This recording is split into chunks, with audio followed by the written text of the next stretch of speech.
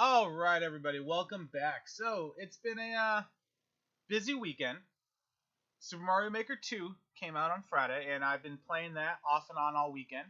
I'll have a short review of that game, or early review of that game, probably later on today. Um, Other than that, there wasn't much news going on, so it's been quiet for me on YouTube. Now, there's a couple things I did want to talk about, so I figured since, it's been a couple days, let's go over the weekend and anything that's popped up. So first, Sony's been in the news for a while now about games being censored than they are in Japan over here. And Nintendo was asked about it, and during their annual meeting of the shareholders, they say that, they're not going to censor their games. There's already a board in place that rates games, and if they rate them a certain rating, then the game can pass. That's awesome. Like they say, by censoring games, you can hurt the community. Developers who want to make games won't be able to give off their vision, basically. And yeah, there's parental controls. If you don't want your kids playing that game, then you set up those controls. Why do things need to be censored?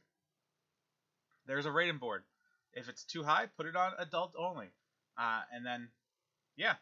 So that's great. It's weird how now Nintendo's all about, just letting it be, considering that 20, 30 years ago, Nintendo was like, no, you can't. It's too much. Take it out.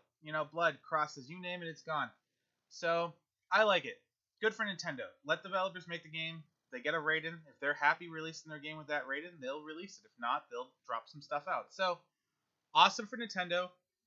I don't get Sony, because Sony's idea is that, like in the next article, Sony's positioned itself for hardcore gamers. So if they're not trying to position themselves for everybody, just the hardcore gamers with the next console, then why are you censoring games? Like, censorship to me seems like you're trying to make your games appeal to a broad audience, not a hardcore audience. So I don't know, it seems weird. It makes sense for Sony to go for the hardcore players, because those are the ones that are buying the games. I don't think it's a big deal. It's pretty much what Sony's been doing. Powerful console, in-house games, there you go. So, yeah, Sony's basically just telling us what they're thinking. The other thing is apparently Sony doesn't see Nintendo as a rival, which, yeah, that's probably true. Nintendo is, like they say, a family-oriented gaming company that doesn't censor. But Nintendo's about everybody. They want everybody to be able to play. They don't care who you are. They want to give you the chance to play. So, yeah, Nintendo's going for the casual fans. They don't care about high graphics. They want you to play the game wherever and wherever. PlayStation, yeah. Nintendo's not their rival. Xbox, I guess, is their rival. Stadia will be their rival. So why would PlayStation worry about Nintendo? Nintendo's doing their own thing. They're doing it great. They're making money. So, yeah. Why does it need to be rivals? Just do your best that you can do, and if people like it, they'll come to it. That's how I feel. Alrighty. So next up, Nintendo looking to expand its subscription services beyond the NES. Yeah, I don't see that being too newsworthy, but it is nice that they actually mentioned it. Hopefully we get Game Boy, Super Nintendo, N64. I don't get why they haven't created their eShop on the Switch yet. Like, it's almost like they went backwards. Like, oh, we're not going to do much online. We'll let other people do it, but, we did all that on the Wii. Why do we need to redo it again is basically how it seems.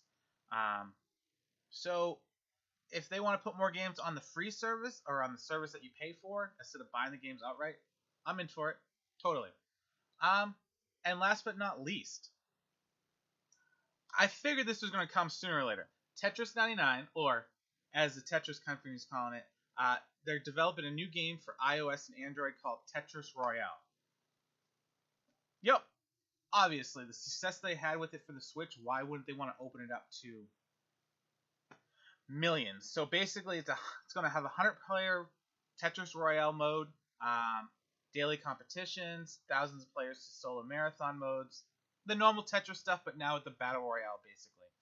I'm in. I like playing it on the Switch, but if I can play it on my phone as well when I don't have my Switch with me, that's awesome.